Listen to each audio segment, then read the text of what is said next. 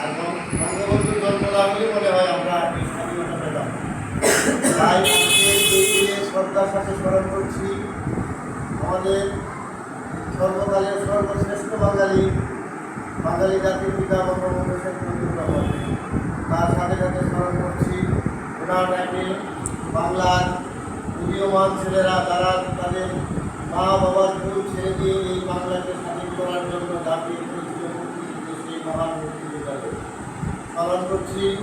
মুক্তিযুদ্ধে যারা গিয়ে শহীদ হয়েছেন স্মরণ করছি তাদের।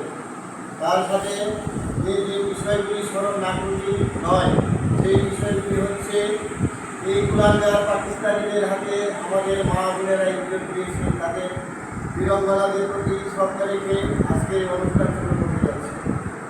আজকের এই অনুষ্ঠানে